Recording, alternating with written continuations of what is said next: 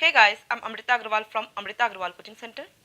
आप सबको SSC CPO के मैथ्स के प्रीवियस ईयर क्वेश्चन सब एक जगह मिल सकें, इसके लिए मैंने एक प्लेलिस्ट बनाया है जिसमें अभी तक जितने भी मैंने एसएससी सीपीओ के मैथ्स के प्रीवियस ईयर क्वेश्चंस दिए हैं और आगे दूंगी, उन सबकी लिंक इस प्लेलिस्ट पे मिलेगी और प्लेलिस्ट की लिंक मिलेगी आपको आई बटन पे और डिस्क्रिप्शन बॉक्स में।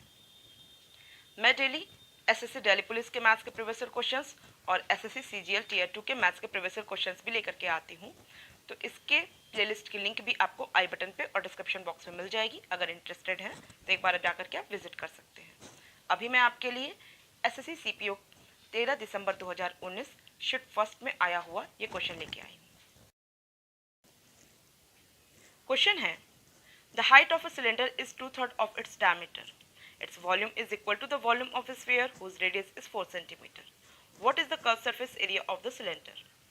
कह रहा है कि एक सिलेंडर है जिसकी हाइट है इसके डायमीटर का 2/3, मीन्स इस सिलेंडर की जो हाइट है इसके रेडियस का हो जाएगी 4/3, क्योंकि डायमीटर क्या होता है, सर्कल की सबसे बड़ी कॉर्ड होती है जो कि रेडियस की डबल होती है। आपको फर्स्ट स्टेटमेंट में हाइट और रेडियस का रिलेशन देके रखा है। सेकेंड स्टेटमेंट पे कह रहा है it's volume is equal to the volume of sphere whose radius is 4 centimetre, means इस सिलेंडर का वॉल्यूम वही है जो इस स्फीयर का वॉल्यूम है जिसका कि रेडियस 4 सेंटीमीटर का है। आगे आपसे कह रहा है what is the curve surface area of the cylinder. कह रहा है कि सिलेंडर की बताइए कि कर्व सरफेस एरिया क्या होगी। सिलेंडर की कर्व सरफेस एरिया मीन्स इसके चारों तरफ की सरफेस एरिया। चारों तरफ की सरफेस एरिया के लिए फॉर्मूला क्या होता है, सिलेंडर की कर्व सरफेस एरिया के लिए फॉर्मूला होता है 2πr/h, जहाँ पे 2πr सर्कल का सर्कमफ्रेंस हुआ, इसको हाइट से मल्टीप्लाई कर देंगे तो मुझे इसकी कर्व सरफेस एरिया मिलेगी।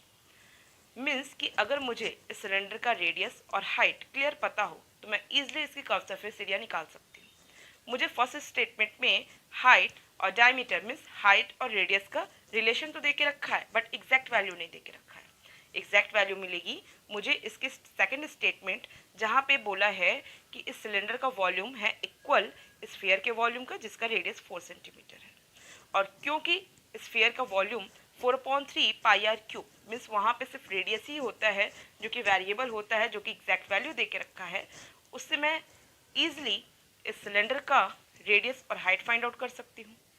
और जब मुझे सेकंड स्टेटमेंट से इस सिलेंडर का एग्जैक्ट रेडियस और हाइट फाइंड आउट हो जाएगा तो मैं इसे इस फॉर्मूले पे पुट करूँगी और इस सिलेंडर की curve surface area find out कर लूँगी। मैंने सारा समरी दे दिया कैसे सॉल्यूशन करना है, अब बाकी ऐसे एग्जीक्यूट करती हूँ, सॉल्व करके देती हूँ। देखिए आपको क्लियर तो ये हो ही चुका है कि ये जो सिलेंडर है इसकी हाइट है 4/3 of its radius, 2/3 of its diameter means 4/3 of its radius.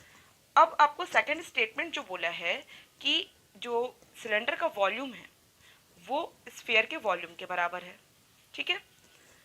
तो सिलेंडर का वॉल्यूम के लिए फॉर्मूला क्या होता है, πr²h। πr² सर्कल की एरिया, इसे हाइट से मल्टीप्लाई कर देते हैं, मुझे सिलेंडर का वॉल्यूम मिल जाता है। और स्फीयर की वॉल्यूम क्या होता है 4/3 πr³। r³ की जगह मैं डायरेक्ट 4³ लिख देती हूँ क्योंकि रेडियस एग्जैक्ट दिया ही हुआ है, ठीक है। अब मैं इसे सॉल्व करूँ तो क्या करूँगी, पाई से पाई को पहले काट देते हैं, ठीक। अब यहाँ पे रेडियस स्क्वायर h है तो मैं h की जगह सीधे 4/3 r लिख सकती हूँ, तो मुझे क्या मिल जाएगा, radius square into 4/3 r is equal to 4/3 4³। 4/3 से 4/3 कट गया, r³ is equal to 4³ means r is equal to मुझे क्या मिल गया, 4 मिल गया। मीन्स इस सिलेंडर का जो रेडियस मिला है वो मुझे 4 सेंटीमीटर मिला है। क्लियर है। अब जब मुझे इसका रेडियस 4 सेंटीमीटर मिल गया तो इसका मतलब इसकी हाइट क्या हो गई, इस रेडियस पे 4 रखेंगे तो मुझे हाइट मिल जाएगी 4 4 16, 16/3 मीन्स इसकी हाइट हो गई 16/3। यहाँ तक किसी को कोई डाउट नहीं होगा। अब मुझे जब रेडियस क्लियर है, हाइट क्लियर है, तो इसका मतलब अब इसकी कर्व सरफेस एरिया मैं इजीली फाइंड आउट कर सकती हूँ और इसकी कर्व सरफेस एरिया के फॉर्मूले पे मैं इसकी वैल्यू को पुट करती हूँ। Curve surface area of cylinder होगा 2πr/h, जहाँ पे 2 इंटू पाई में ही सब ऑप्शंस दिए हैं तो पाई को पाई में ऐसे रहने देते हैं, रेडियस की जगह मैं 4 लिख देती हूँ और h की जगह मैं लिख देती हूँ 16/3। ठीक है, अभी मैंने निकाला था। अब मैं इसे सॉल्व करूं तो क्या मिलेगा, मैं एक काम करती हूँ, ये सीधे यूनिट डिजिट से ही मैं कैलकुलेट करती हूँ, क्योंकि 3 यहाँ पे किसी से कटेगा नहीं, 3 पे तो डिवाइडेड बाय 3 आना ही है, मीन्स फर्स्ट और थर्ड ऑप्शन में से कोई ऑप्शन होगा। अब ये मैं यूनिट डिजिट पे कैलकुलेट करती हूँ और इसके आधार पे मैं टिक लगा लेती हूँ, कैलकुलेशन का टाइम बचेगा। 6 4 ज़ा 24 मीन्स यूनिट डिजिट 4 मिला, 4 2 ज़ा 8, यूनिट डिजिट मुझे 8 मिला, मीन्स यूनिट डिजिट में 8 ये किस में आ रहा है, थर्ड ऑप्शन में आ रहा है, means 128 pi by 3। Calculation easy था, मैं इसको कर सकती थी कंप्लीट कैलकुलेशन, बट मुझे आपको बताना था कि आपको कैलकुलेशन कैसे कम समय में करना होता है। तो अगर आपको लेंदी भी कैलकुलेशन होगा तो वहाँ पे इस तरीके का अप्रोच आपको टाइम को कम करेगा। तो आई होप सबको क्लियर है।